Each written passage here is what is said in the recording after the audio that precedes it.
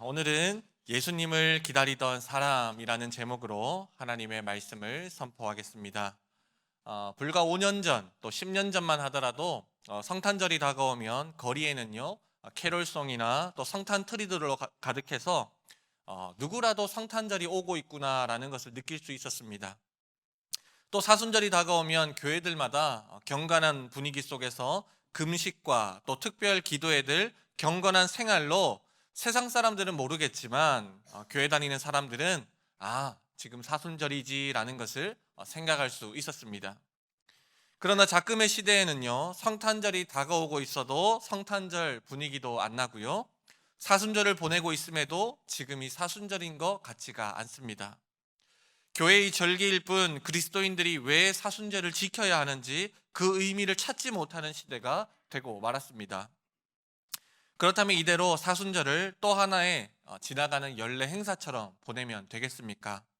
우리 잠시 1분짜리 짧은 영상 하나 보시고 말씀을 이어가겠습니다.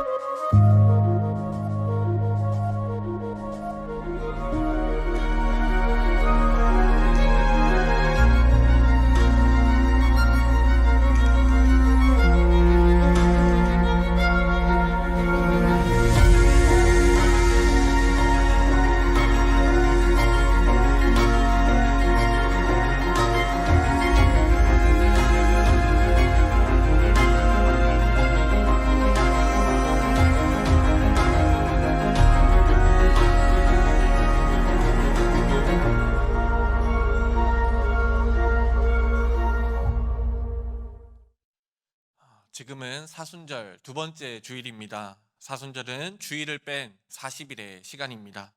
이 40일은 예수님께서 광야에서 받으신 시험의 기간입니다. 그래서 이 기간은요, 금식하고 회개하며 경건하게 보내야 하는 시간이 바로 사순절입니다. 우리는 마땅히 평소에도 주님의 사랑을 묵상하고 또 제자된 삶을 살아야 하겠지만, 대부분의 성도님들이 바쁜 일상을 살아가면서 제자된 삶을 살아가지 못하기 때문에 이 사순절만큼이라도 예수님의 사랑을 기억하며 보내는 절기가 바로 사순절의 시간입니다. 그렇다면 우리 성도님들께서는요, 혹시 이 사순절을 잘 보내기 위해서 과거에 어떤 노력들을 해 보셨습니까? 저는 학창 시절에요, 미디어 금식이라고 하지요, 핸드폰이나 영상류를 금식하는 방법들을 해보기도 했고요. 아마 청소년들이 자주 하는 방법이기도 한데, 그리고 어린 친구들 같은 경우는 말씀을 묵상하거나 하루 한 끼를 금식하는 방법들도 합니다. 어찌되었든 예수님께서 우리를 위해서 짊어지고 가셨던 그 십자가 사랑을 우리 또한 몸소 동참함이 필요합니다. 그래서 이 사순절은 우리 성도님들께서 바쁘고 고단한 일상들을 살아가시겠지만, 그럼에도 나의 신앙을 점검하고 또 하나님을 더욱 깊이 묵상하며 하나님의 마음을 닮아가야 하는 그런 시간입니다. 그래서 오늘은 시몬을 통하여서 그는 어떤 마음으로 오실 예수님, 또 장차 하나님의 나라를 이루실 예수님을 기다리고 있었는지 그 마음을 함께 나누고자 합니다. 먼저 예수님을 기다리던 사람 첫 번째는, 시므온은 구원의 감격으로 기다렸습니다. 본문 30절에서 32절의 말씀입니다. 내 눈이 주의 구원을 보았사오니 이는 만민 앞에 예비하신 것이요 이방을 비추는 빛이요 주의 백성 이스라엘의 영광이니라. 아멘. 주님의 오심을 기다리고 있었던 시므온의 이 고백을 보십시오. 내 눈이 주의 구원을 보았다라고 말합니다. 아기를 보고서 그는 구원을 보았다 말하지요. 아무 힘도 없고 연약할 뿐인 아기를 보고서 그는 하나님의 구원하심을 보았습니다. 아직 이루어진 일도 아닙니다. 그가 바라보고 있었던 것은 이스라엘에서는 흔히 아기가 태어나면 100일이 될 때쯤 성전으로 데리고 오는데 그 흔한 아기 중에 하나였을 겁니다. 그럼에도 그는 성령의 지시하심을 통하여서 이 아기 예수님께서 장차 어떤 구원을 이루실지 알고 있었던 그는 이렇게 고백합니다. 이 구원은 만민 앞에 예비하신 것이요 이방을 비추는 빛이다라고 말씀합니다. 이 구원이 이스라엘을 위한 구원이 아니라 온 인류를 구원하시는 하나님의 사랑이심을 그가 고백하고 있는 것입니다. 그 구원하심의 은혜를 바로 저와 여러분이 또한 체험했지 않습니까? 혹시 우리 성도님들께서는요, 하나님을 처음 만났던 당시, 내가 구원받았다라고 하는 그 사건의 당시를 기억하십니까? 아마 각자가 만났던 순간들이 다르겠지만요, 저는 하나님을 처음 알게 되었을 때, 구원의 확신이 들었을 때요, 정말 제가 태어나서 이렇게까지 기뻤던 적이 있었을까 싶습니다. 너무나도 기쁜 나머지 그 기쁨을 주체할 길이 없을 정도였습니다. 그것은 아마 여기 계신 성도님들도 동일하실 거로 봅니다. 우리 성도님들께서는 당시에 구원의 감격이 얼마나 크셨습니까? 그 구원의 기쁨으로 말미암아 오늘도 우리의 발걸음이 주의 성전으로 향하게 된 거 아니겠습니까? 그런데요, 많은 그리스도인들이 변해가고 있습니다. 솔직히 말하면요, 저부터 많이 변해가고 있습니다. 구원의 감격으로 살아가야 할 우리가 마치 구원의 사건이 과거에 있었던 일인 양 치부하며 살아갑니다. 하나님을 잊어버리고 감사도 잊은 채, 구원의 기쁨도 잊은 채 그저 하루하루를 형식적인 신앙인으로 살아갈 때가 많습니다. 그러나 우리는 기억해야 합니다. 하나님께서 저와 여러분을 구원하신 그 값진 소식은 세상에 다시 없을 기쁜 소식이요, 구원의 참된 기쁨입니다. 우리가 때에 따라서 잊고 살 만큼 가벼운 무언가가 아닙니다. 예수 그리스도의 피로 값주고 사신 저와 여러분의 생명은 세상 무엇으로도 바꿀 수 없는 가장 복된 구원의 소식입니다. 마리아도 그렇게 고백합니다. 1장 46, 47절에 내 영혼이 주를 찬양하며 내 마음이 하나님 내 구주를 기뻐하였다 말씀합니다. 또 49절에 능하신 이가 큰 일을 내게 행하셨으니 51절에 그의 팔로 힘을 보이사 마음의 생각이 교만한 자들을 흩으셨고 52절에 권세 있는 자를 그 위에서 내리치셨으며 비천한 자를 높이셨고 라고 말씀합니다. 한마디로 하나님께서 이스라엘 가운데 어떤 일을 행하실지를 알게 된 마리아의 마음에는요, 또한 기쁨이 충만하게 되었습니다. 그뿐만 아닙니다. 사가랴는 어떻습니까? 사가랴는 아들 요셉이 태어나자 이렇게 예언하지요. 1장 76절에 주 앞에 앞서가서 그 길을 준비하여 77절에 주의 백성에게 그 죄사함으로 말미암는 구원을 알게 하리니. 아멘. 하나님께서 어떤 구원을 베푼다는 것을 알고 있었던 사람들은요, 하나같이 그 안에 구원의 감격으로 기쁨으로 넘쳐나고 있습니다. 그만큼 구원의 소식은요, 세상에서 가장 복된 소식입니다. 우리로서는 절대 해결할 수 없는 죄와 사망의 권세를 깨트리신 놀라운 사건입니다. 그러니 이 사순절은 우리 안에 다시금 구원의 감격으로 넘쳐나는 시간이 되어야 합니다. 절망 중에 소망을 보게 하시는 하나님으로 인하여서 또 제 가운데 우리가 해결할 수 없는 그 사망 권세를 이기신 하나님의 은혜로 말미암아 구원의 기쁨과 감격을 다시금 회복해야 합니다. 그런데 오늘날 수많은 사람들은 왜 절망하면서 살아갑니까? 왜 소망 없는 인생을 살아갑니까? 교회 다니면서도 왜 절망적인 인생을 살아가냐 말입니다. 그것은요, 내 안에 구원의 감격을 잊고 살아가기 때문입니다. 우리 안에 구원의 기쁨으로 충만하다면 어찌 절망할 수 있겠습니까? 죄 많은 인생, 또 이 허물 많고 절망적인 인생을 건지신 하나님의 은혜를 알고 있다면 어찌 좌절하고 낙심하고 절망할 수 있겠습니까? 그러니 오늘을 살아가는 우리 성도님들께서는 다시금 나의 손을 붙들고 계시고 한시도 나를 놓지 않으셨던 그 하나님의 손, 구원의 손길을 바라볼 수 있기를 소망합니다. 그 소망함이 나에게 있다면 험난하고 이 어려운 세상도요, 주님과 동행함으로 넉넉히 이기게 될 것입니다. 비록 내가 처한 상황이 좌절스럽고 아무런 소망도 보이지 않는 현실일 수도 있습니다. 오랜 투병으로 인하여서 또는 사업의 실패로 또 갑작스러운 위기의 상황들이 우리를 얼마나 낙심하고 절망적이게 합니까? 그러나 나에게 구원을 베푸시며 나의 오른손을 붙들고 계시는 주님의 손을 볼 수 있다면 어려움도 주 안에서 승리할 수 있는 것입니다. 그러니 사순절 기간 우리는 먼저 내 안에 잠자고 있는 구원의 기쁨을 깨우셔야 합니다. 그 기쁨이 회복되면요, 그 기쁨이 내 안에 다시 샘솟기 시작하면요, 정말 지금까지와는 다른 인생을 살아가실 수가 있습니다. 성경에 보십시오. 그렇게 뒤집어진 인생들이 얼마나 많습니까? 야곱이요, 그는 베델에서 하나님을 만나고는 험난한 인생을 살아갔지만 그 고난의 인생을 하나님과 함께 동행함으로 형통하게 걸어갔지 않습니까? 베드로는요, 그는 주님을 배신했던 사람이지만 부활하신 주님을 만나고는 담대한 증인으로 살아가지 않습니까? 사도 바울이요, 그는 핍박자에서 주님을 만나고는 주님을 증거하는 인생으로 살아가지 않습니까? 하나같이 하나님을 만난 자의 인생은 지금까지와는 다른 인생을 살아가게 되었습니다. 솔직히 베드로라고요, 사도 바울이라고 세상이 두렵지 않았겠습니까?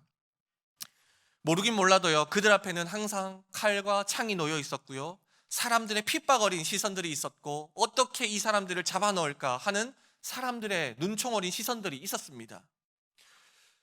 아무리 못해도 저와 여러분들이 겪고 있는 그 고난의 상황보다 더하면 더했지 덜하지 않았을 겁니다.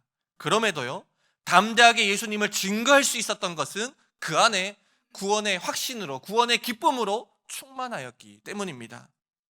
장차 내가 죽더라도 구원에 대한 확신이 있었던 그들은요, 담대하게 하나님의 복음을 증거할 수 있었던 겁니다. 그러니 우리 안에도 다시금 구원의 기쁨으로 충만해야 하겠습니다. 이번 사순절이 그렇게 우리 안에 잠자고 있는 구원의 기쁨이 회복되는 시간이 되기를 간절히 소망합니다.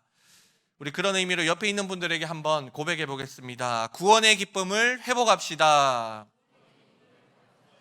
아멘. 제가 자주 인사를 시키는데요, 맞죠? 금요일도 인사를 참 많이 시켰는데, 말씀은요, 선포입니다. 하나님의 말씀은 믿음으로 선포하고 또 하나님께서 이루실 것에 대한 선포입니다. 그리고 듣는 우리들은요, 그 말씀에 대한 믿음의 응답, 나의 고백이 필요합니다. 그래서 인사를 하는데요, 한 번 더 고백하겠습니다. 구원의 기쁨을 회복하겠습니다. 우리 남북의 모든 성도님들의 마음밭에 구원의 기쁨이 다시금 회복되어져서 그 기쁨으로 일상을 살아가시는 우리 모든 성도님들 되시기를 예수님의 이름으로 축복합니다. 아멘. 두 번째로 예수님을 기다리던 사람들은요, 조급한 마음으로 기다렸습니다. 34절 후반의 말씀입니다.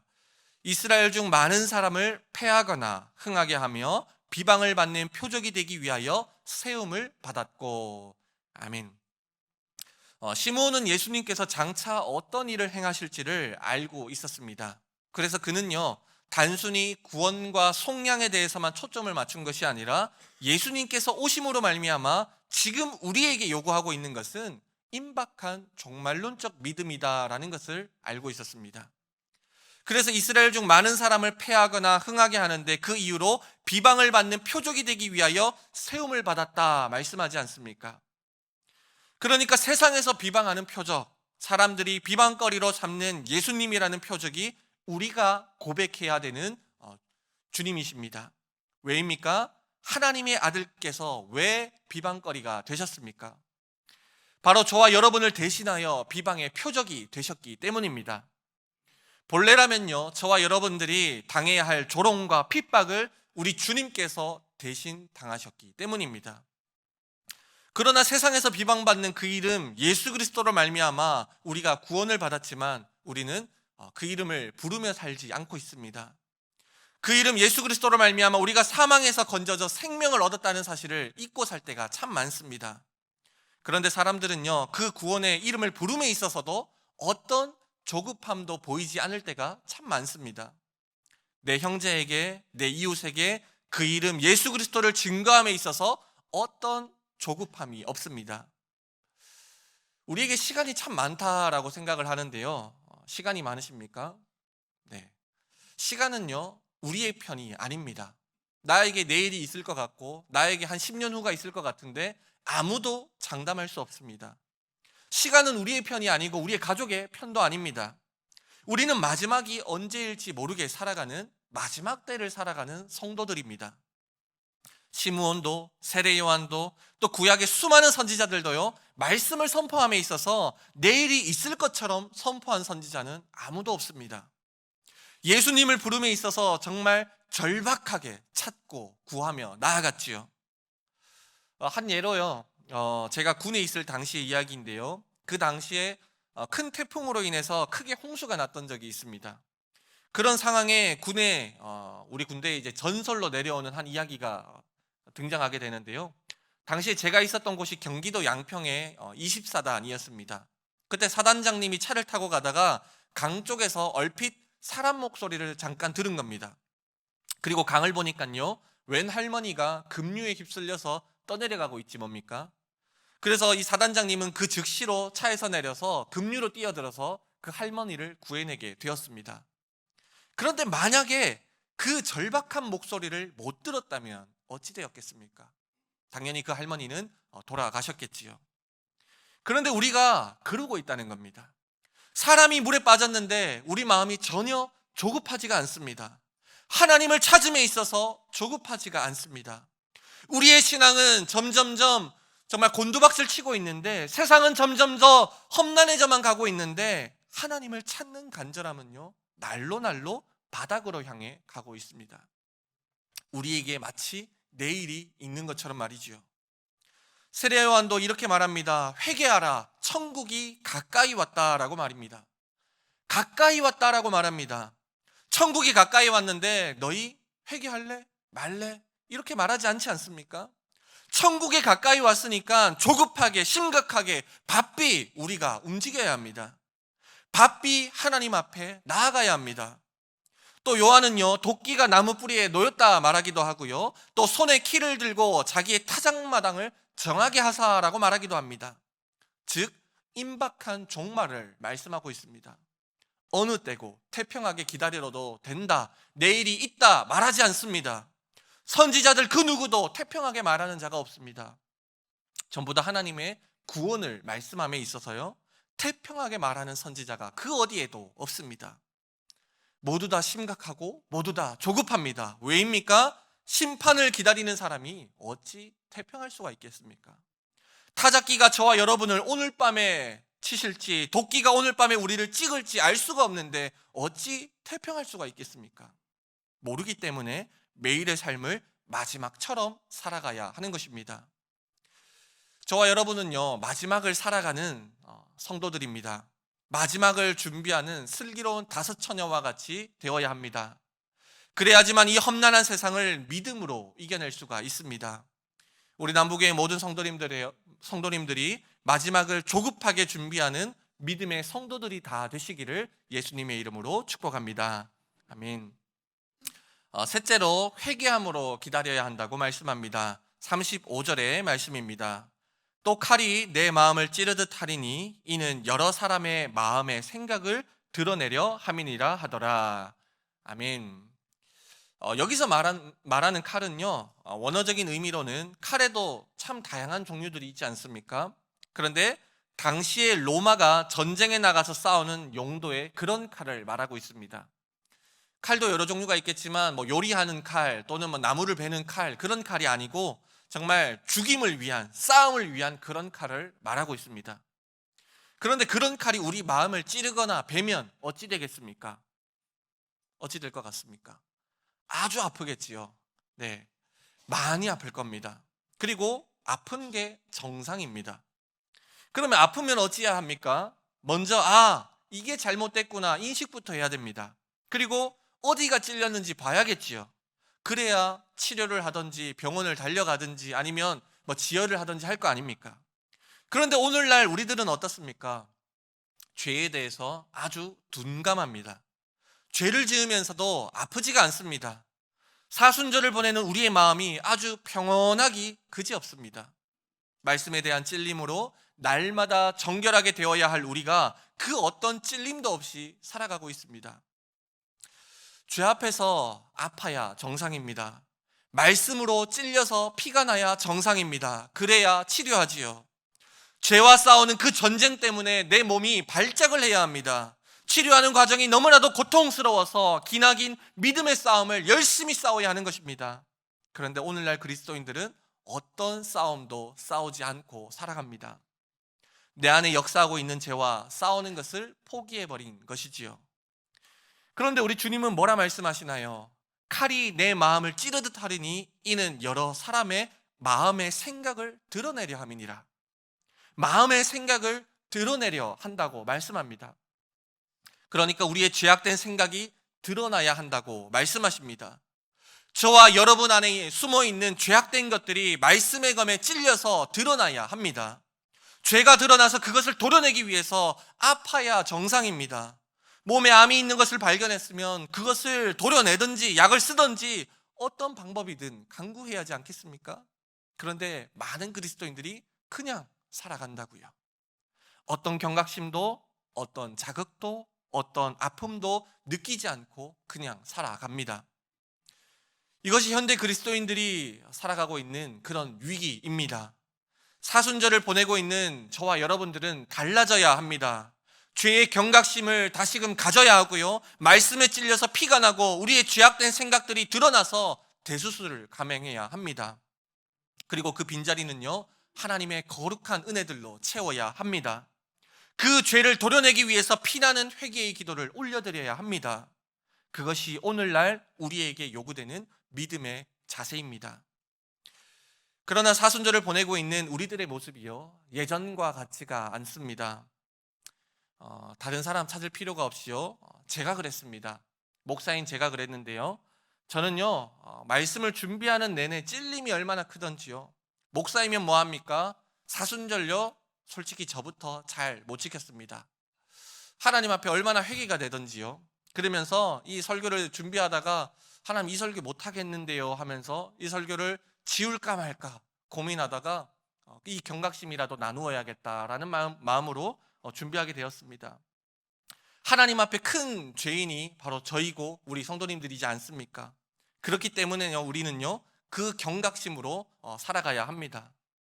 오늘날의 많은 그리스도인들요, 신앙에 대한 고민 없습니다. 영적인 욕심이요 별로 없습니다. 먹고 살만하고 인생사 크게 어렵지 않으니 하나님을 찾는 것도 잊어버린 것 같습니다. 마치 하나님 없이 나는 잘 살 수 있는 것처럼 말이지요. 구약시대에 너무나도 태평했던 그 이면에 하나님을 떠나 살아갔던 그 시대와 똑같은 것이죠.